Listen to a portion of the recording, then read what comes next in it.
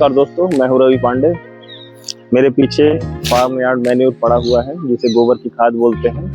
दोस्तों, यदि आप चाहते हैं आपकी मिट्टी लंबी समय तक उपजाऊ बनी रहे, आपकी मिट्टी में जो पौधे लगे होते हैं उनमें पोषण जो तत्व होते हैं वो लंबे समय तक मिले, तो इसके लिए आपको फार्म यार्ड मैन्योर गोबर की खाद का प्रयोग करना चाहिए।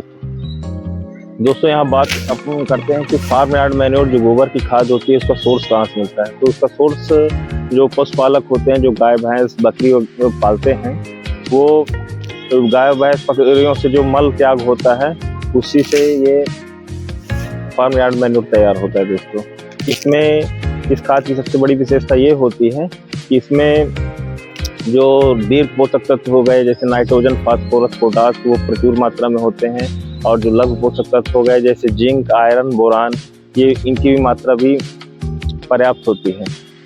खाद बनती कैसे है? अब गोबर की खाद हमें जो पशुपालक होते हैं वो सुबह जब अपना शेड वगैरह साफ करते हैं पशुओं को, जहाँ पशुओं को चारा गाय वगैरह होता है, वहाँ से निकाल के गोबर की खाद को अपनी खेत में किसी भी एक कोने पे गड्ढा कर देते हैं या कोई शेड लगा देते हैं।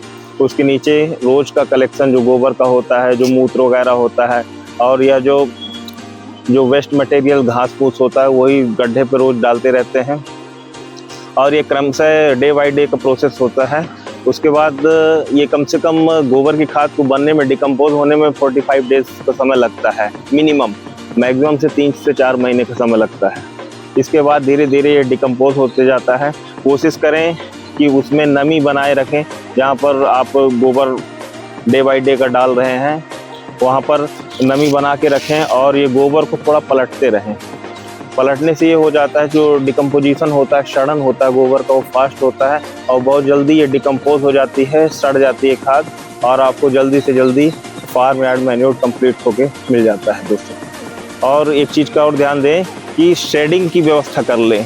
शेडिंग की व्यवस्था करने से ये बेनिफिट होता है, जो डायरेक्ट सनलाइट आती है वो जब गोबर की ऊपरी सतह पर पड़ेगी तो जो न्यूट्रिशनल स्टेटस होता है, जो नाइट्रोजन, फास्फोरस, पोटाश या अदर आयरन, बोरान जो भी होते हैं, जो भी एलिमेंट्स इस पे उपलब्ध होते हैं, उनका क्षय होने लगता है। उस चीज़ को रोकने के लिए एक शेडिंग की व्यवस्था करनी चाहिए। शेडिंग की व्यवस्था करेंगे तो डायरेक्ट सनरेज के संपर्क में ये नहीं आएगा, और उसमें जो न्यूट्रिशनल वैल्यू होती है वो बनी रहेगी, और जो माइक्रो ऑर्गेनिज्म होंगे वो भी बहुत अच्छी तरह से अपना एक्टिविटी को बनाए रखेंगे। यही प्रोसेस होता है गोबर की खाद बनने का। तो मेन पॉइंट ये है कि नमी बनाए रखें, और सेकेंड पॉइंट ये है कि कोशिश करें कि शेड में गोबर की खाद को तैयार करें। दोस्तों, गोबर की खाद का हम खेत में प्रयोग कैसे करें? तो इसके लिए गोबर की खाद का अपन जब उपयोग करते हैं तो 4 से 5 टन प्रति एकड़ हमें खेत में उपयोग करना चाहिए, डालना चाहिए गोबर की खाद को। और ये जुताई के पहले गोबर की खाद हम खेत में डाल देते हैं।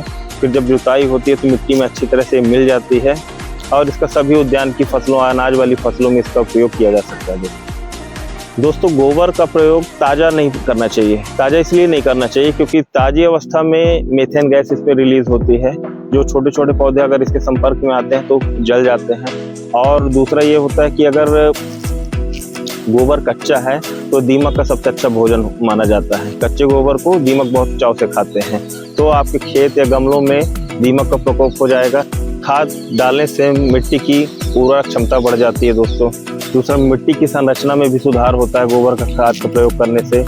तीसरा हो जाता है कि अगर हम गोबर की खाद का प्रयोग करते हैं तो जो हम अदर बाहर से जो फर्टिलाइज़र देते हैं उसकी भी मात्रा बहुत कम से कम देनी पड़ती है। मिट्टी में जो लाभकारी सूक्ष्म जीव हैं उनकी भी मात्रा बढ़ जाती है। और प्रायः हम गोबर की खाद डालने से ये देखते हैं कि जो सोइल पीएच होता है, जो अम्लीय या क्षारीयता का निर्धारण होता है जिस पीएच पैरामीटर के माध्यम से, तो पीएच बैलेंस होता है गोबर की खाद डालने से। और गोबर की खाद डालने से एक सबसे बड़ा बेनिफिट है कि ऑर्गेनिक कार्बन मिट्टी में बढ़ जाता है। ऑर्गेनिक कार्बन मतलब अगर अच्छी तरह से डिकम्पोज गोबर की खाद है तो 12 से 22% तक ऑर्गेनिक कार्बन इसमें बढ़ जाता है, और मिनिमम से मिनिमम 0.5% होगा ही।